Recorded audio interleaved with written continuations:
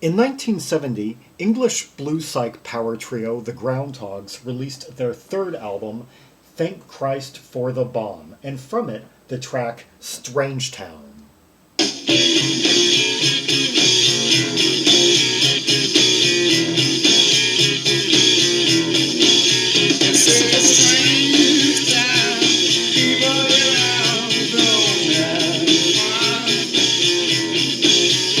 Like the arch of that riff right there, and the kind of like staccato feel of it all, the kind of shaky, like.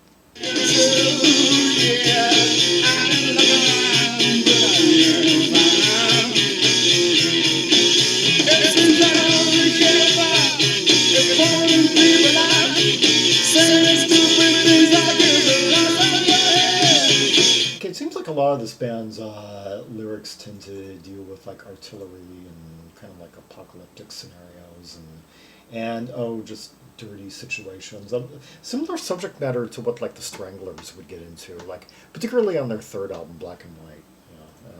I've often compared those two.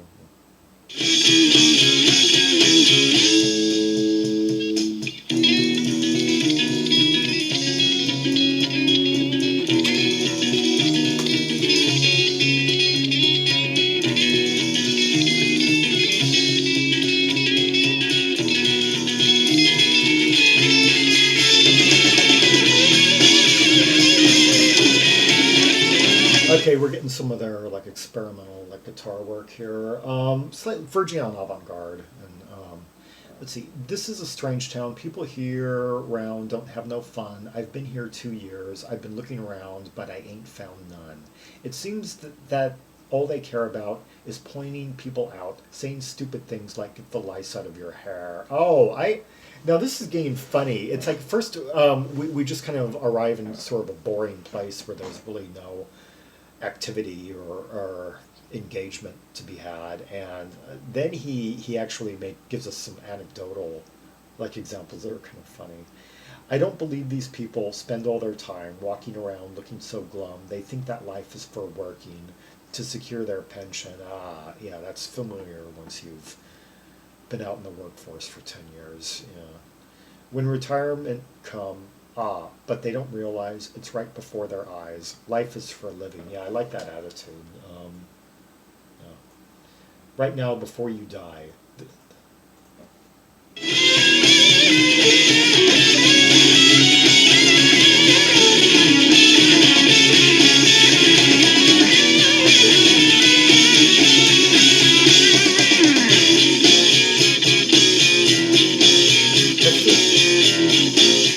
Yeah, that solo had like this, like him just kind of like fiddling about over this sort of rupturous rhythm guitar in the background, and that like kind of rapid those like drum rolls going on. I don't believe these people spend all their time walking so long. They think the life is for working to secure their pension when the time comes. I feel realize right before their eyes, life is for living, right now before you die. Okay, there's a certain remoteness in his voice. You can't really understand what he's saying as it plays along. It seems like he's being mic'd from afar, but it gives it sort of a kind of an uneasy feel that adds to its charm. And the album was engineered by Martin Birch, who had previously worked on albums by Jeff Beck, Deep Purple, Fleetwood Mac, and Peter Green. I hear some of that Fleetwood Mac quality, like that Peter Green era.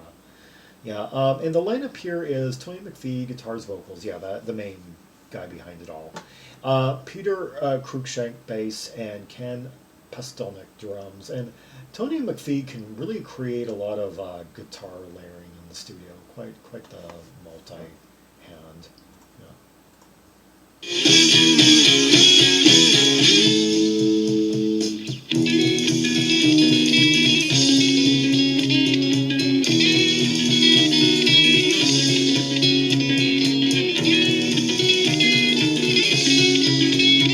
Love that touch with the kind of like simmering, like smooth bass. boom, like descends, and the cymbals just, you know, and amid the like fingering of Tony McPhee here.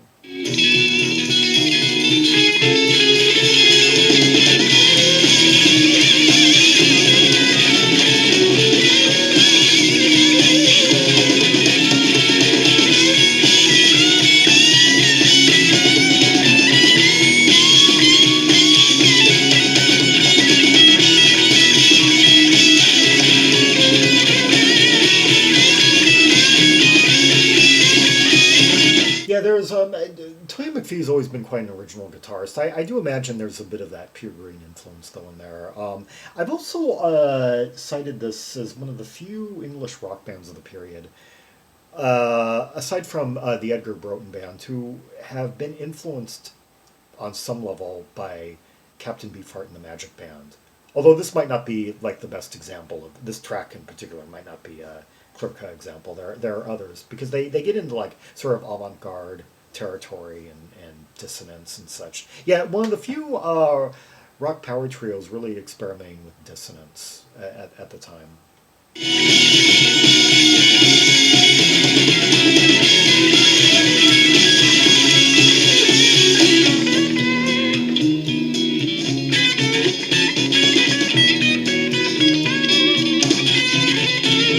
They also retain that bluesy character, blues rocky character, without just relying on basic 1-4-5 progressions, 12 bar, you know.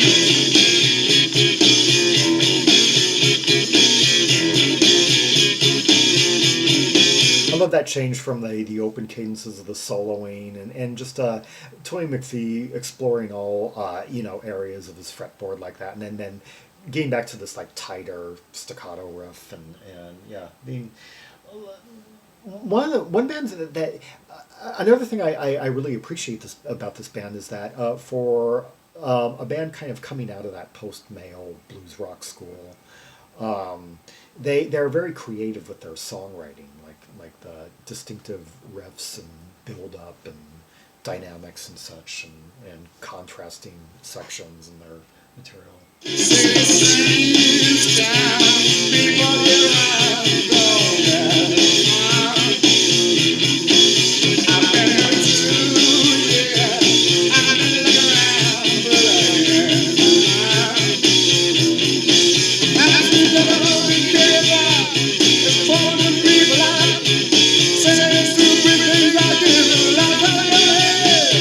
Let's catch up with the lyrics here. Okay, this is a strange town.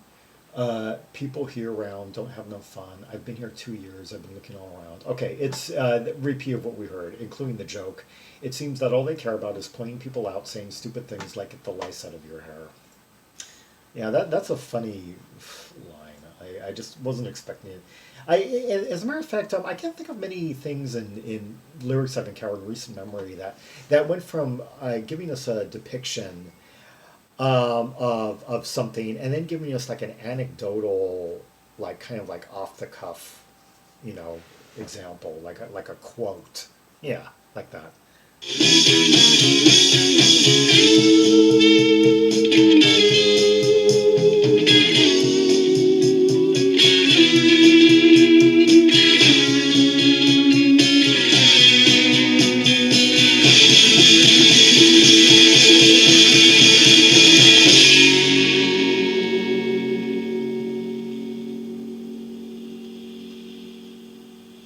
Yeah, really thick tone there too. I wonder what effects Tony McPhee was using to get his guitar sound. It's quite distinctive.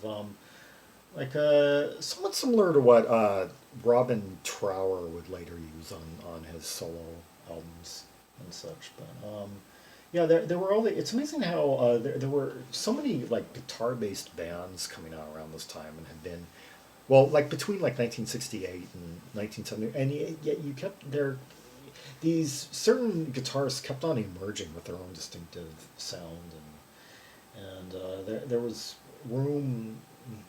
Really, there's proving that there's probably more than like 200 sounds that you can make on a guitar, um, with a little bit of creativity, ingenuity, and ability to manipulate pedals and effects and just fingering and such.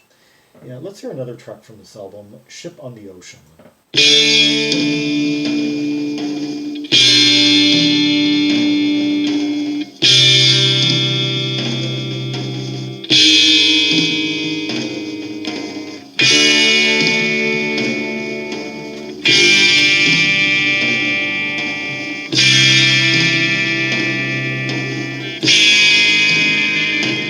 Open cadences and a lot of those really kind of echoey drum rolls.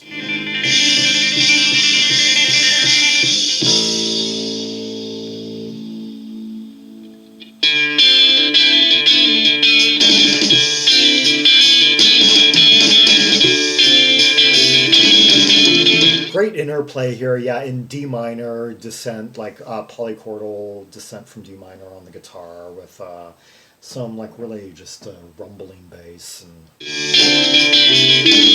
I'm like a ship on the ocean that's rolling from side to side, but I'm not drunk, I'm just dissatisfied. It's not my body but my mind I can't control. Very clean, kind of trebly guitar tone too. I have everything I need, but still I want more.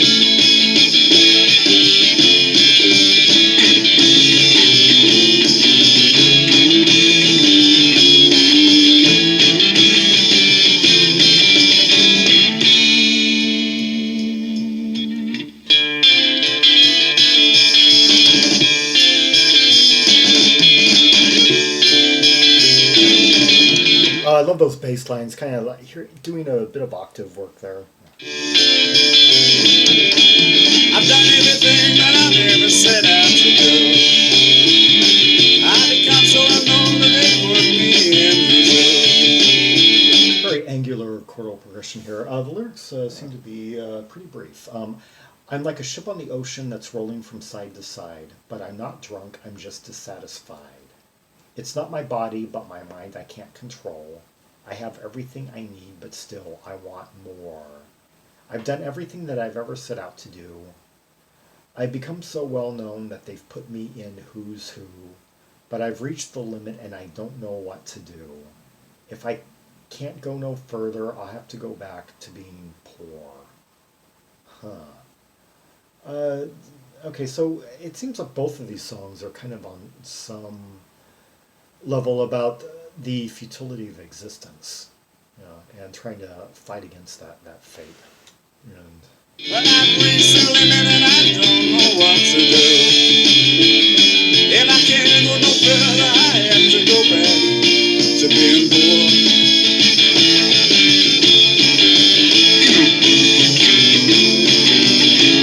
Okay, I have everything I need, but still I want more. If I can't go no further, I'll have to go back to being poor. Touching upon the notion that money can only buy you so much happiness.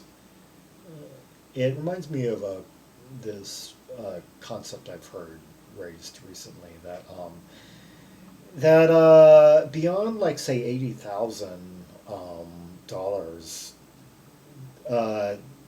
there's a limit to just how much happiness money in and of itself can bring you, and that most people, once I guess 80 with 80, a lot of people would be set financially for the foreseeable future anyway.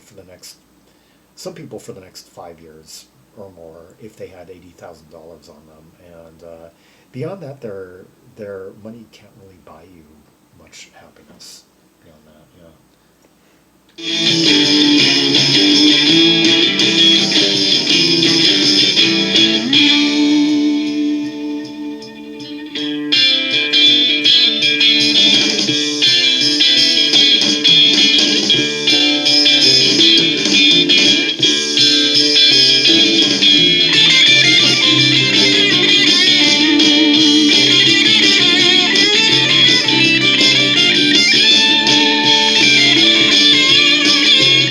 love the way he just like cuts in there with those tones you haven't heard elsewhere in the track. It like gives you that surprise, yeah, and just make it cry, make it, you know, bend it and stretch it.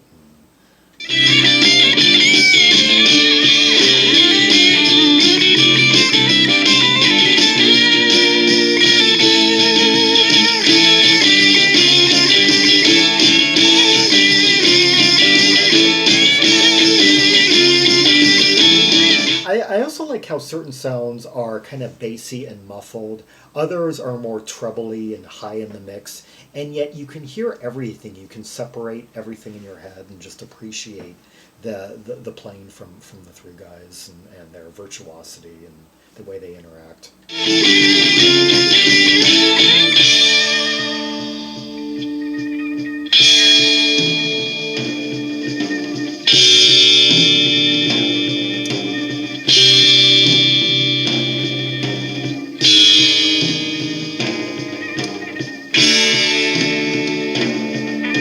Those kind of like climactic open cadences where we're, you know, and just slightly like throwing in a few kind of off chords along the way.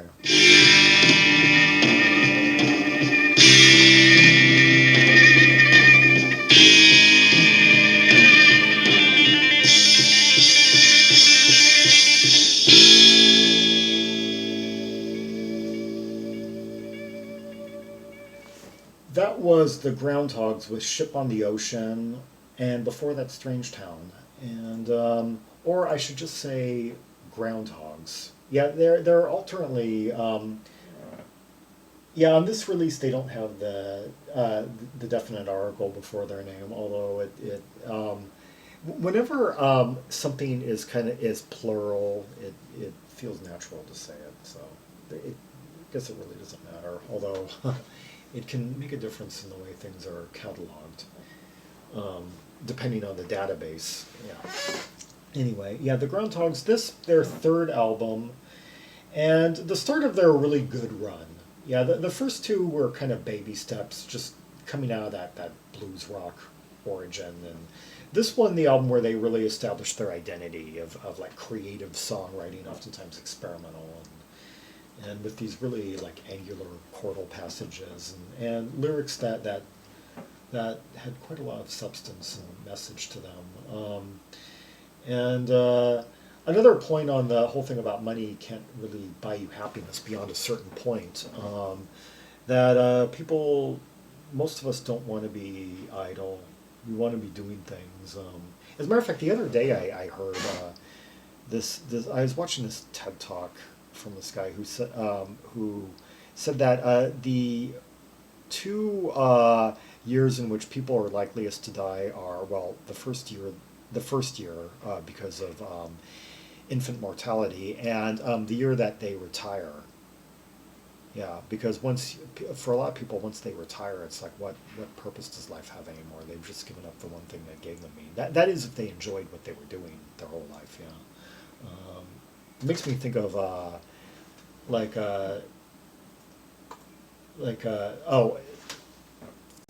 it makes me think of Charles Schultz and Peanuts. The day that he announced his retirement, and I believe he died the same day that the final strip ran. Yeah, in 2000.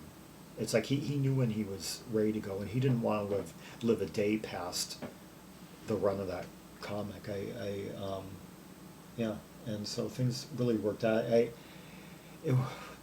Wouldn't it be great if we could all have careers like that, you know, where we just know when it's going to end, and we just the day we sign off is the day we check out. Yeah. Anyway, yeah, the Groundhogs, their great streak would run for the next 6 years. This and let's see, Split and their double whammy from 1972. Who Will Save the World, The Mighty Groundhogs, and Hogwash, arguably their best album. Solid in 1974, and also their double pack from 1976, Crosscut and Black Diamond. Yeah, an amazingly solid 7-album run right there. And then Tony McPhee would kind of he would form this band called Tarot Plane that unfortunately didn't record. I've seen them on some 1977 live billings. and from like magazine cutouts and such. And he reformed the Groundhog sometime in the mid '80s, but mostly as like a live act. Recorded a few albums. He did apparently come out and endorse the goth rock band 13th Chime. That's a cool factoid because one of the best goth bands that didn't quite get heard in their own time because a lot of their material put out this great album that was unreleased, but I can hear some of the Groundhogs influence in their work. Yeah. Anyway, yeah.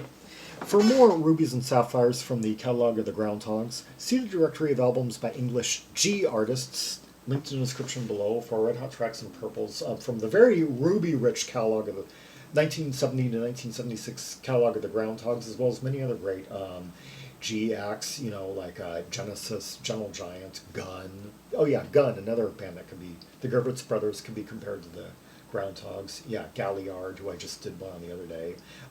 Gillen, The Gods, Generation X, Gracious, Gang of Four, yeah, Grand Prix, Godley and Cream, yeah, Gary Newman, Griffin, Greenslade, Girl, Graham Parker, Gravy Train, yeah, another contemporary, yeah, and on and on and on. The greatest show on earth. Like and subscribe, follow me on social media, share the video, and leave a comment if there are any observations you have about the two tracks we just heard, the interplay, the intensity, the sound, the rapturousness, the lyrics, the message behind it all, just the overall intensity of this band. And, oh yeah, and I did another video. I did one from Hogwash like last May or so, yeah. I'll link that in. And until next time, this is Zaragon, the world's most ear-traveled Trem Exponist, signing off.